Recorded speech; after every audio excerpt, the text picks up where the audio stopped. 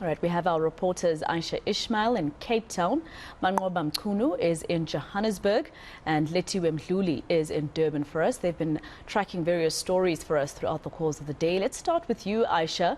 Some of the ANC Youth League as well as ANC Women's League members are saying that President Cyril Ramaphosa must step aside, and they're outside Parliament right now. Tell us more.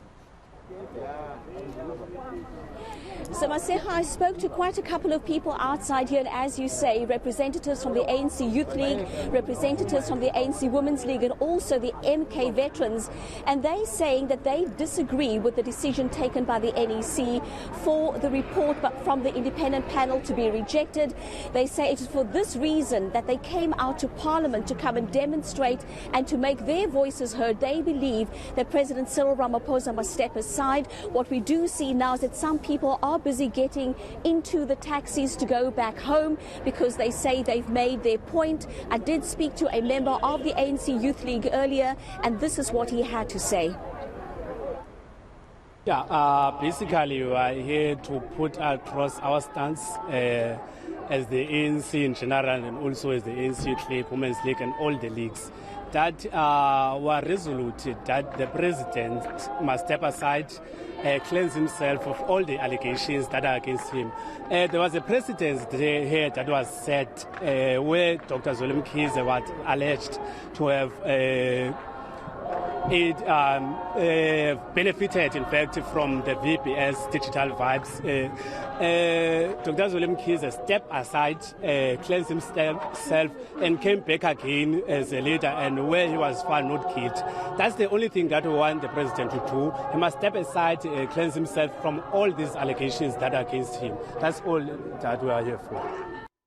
And I guess the ANC is divided on this one, Aisha. Let's go to Manqoba, who is in Johannesburg. Emergency services are still searching for church members who were swept away during a baptism ceremony in the Jukskei River over the weekend. Manqoba, a search and operation still going on. I have received a warning from the South African Weather Service. In fact, they say that they expect thunderstorms in Gauteng from about 2 o'clock. I wonder if the emergency services there are nervous at all?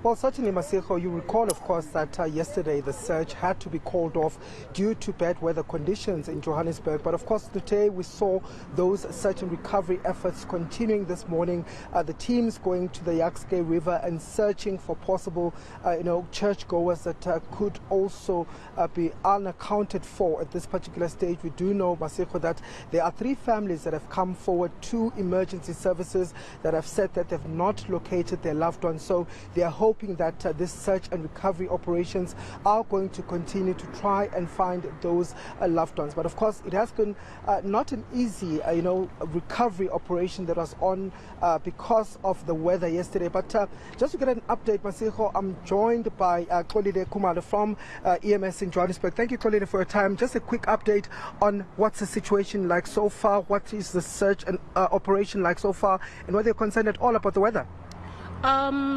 Since this morning, our search and rescue team has been conducting the search around 8th and 12th Avenue in Sentim, and it has recently moved down to N1. But so far, we have not recovered any bodies. Yes, the South African Weather Services has warned of a storm later on in the afternoon. But right now, we haven't seen anything, so our team continues the search. Thank you very much for your time. Well, but as Tolile, just also clarifying that issue, Masiko, saying that they are aware of the weather warnings that have been issued by the South African Weather Services, but at this particular point, they're going to continue that search to try and give those families closure. Yeah, of course, and that's quite important. Let's go to Letiwe Mdluli, who is in Durban for us, where the beaches have been reopened, Letiwe, by Mxolisi Kaunda, the mayor of the eThekwini region. But of course, the festive season being in full swing, there are still worries about the safety of at those beaches. And a lot of those concerns are coming from residents in Umhlanga who are saying that the beaches should remain closed due to the high E. coli levels in the water. But the municipality has assured residents and also visitors who are going to be coming to Durban this festive season that it's quite safe to swim. Right now I'm actually in North Beach, and you can see, Maseko, some of the people here are taking advantage of the beaches. They are swimming, but majority of the people that we've been speaking to are actually not aware of what is currently happening when it comes to the contamination in the water. I spoke to the head of water and sanitation a bit earlier on, who did share that the levels right now are showing that it's quite safe to swim, saying that they're encouraging people to come and swim. But while I spoke to him, he also gave an update about the infrastructure. You'd remember that in April, a lot of infrastructure was damaged due to the floods, and that includes sewer pump stations and water pump stations. While speaking to him about that update, this is what he had to say. The municipality has been working ever since April. What we were confronted with here is something that's unprecedented.